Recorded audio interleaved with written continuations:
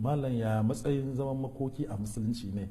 To musulunci dai bai tsara zaman makoki ba, to amma idan aka yi mutum rasuwa sai ya zauna a gida saboda juyayin rasuwan, sai ka je ka gaishe shi a gidan. Su ahalin wanda ya rasu kenan, yan uwansa ko ƴaƴansa, sai ka je ka gaishe su a wurin, don sun zauna a gida sun karbi wannan gaisuwan ba matsala bane, in dai iya gaisuwan za a karba. Amma abin da aka hana shi ne biki na zaman makoki. Biki, kasan mu musulunci ba mu da biki a mutuwa, wanda ba musulmi ba su suke da wannan, su yi ta dafa abinci, a yi kiɗa, a yi rawa, a yi da sauransu, to mu ba mu da wannan. To wasu sai suke kwaikwayon wayanda ba musulmi ba, za a zo zaman makokin nan a tara jama'a kamar mutum 100 yadda ka san biki, haka ake a wasu kasashen. Sai a zo a jera kujeru da a jona wuta ko ina, a zo ana ta riba abinci, ana ta riba shayi, ana ta gaisawa. In an gama zaman nan gobe ma kuma su ɗin ne za su sake dawowa, jibi ma su ne. To kaga wannan ya zama biki, to wannan bid'a ne. Wannan shine abin da malamai magabata suke a kansa, suna cewa baya halatta, bid'a ne.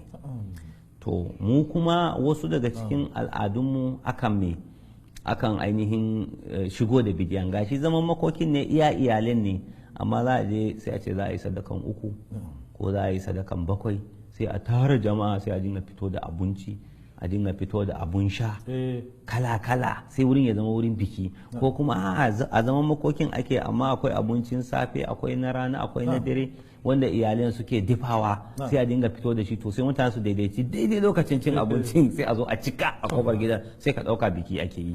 kaga wannan kuskure ne. Abinda sunna ta tanada shine wanda aka yi wa rasuwa shi ake dafa abinci a kai masa, ba shi ne zai dafa abinci kuma yana fitowa da shi ba. Da lokacin da Ja'far at-Tayyar ya rasu a yakin Mu'ta yayi shahada, ai manzo Allah sa ya cewa isna'u li ali Ja'farin at-ta'ama fa innahu atahu ma yashghaluhum. Ku yi wa wannan iyalan gidan Ja'far abinci ku kai musu, domin labarin da zai hana su yin girki ya zo musu shine na mutuwan ainihin shi Ja'far.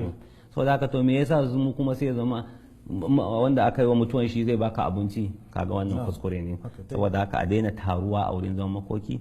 Wanda ya kamata ya karbi gaisuwan kawai in yace zai tsaya karbi gaisuwa, kai ka je ka gaisuwan ka tashi ka tafi, kuma gobe kar ka dawo. Wani ne zai dawo gobe, kar ka daidaici lokacin cin abinci ka zo ka tsora musu wahala. Allah ya ba mu da Allah ya samu dace.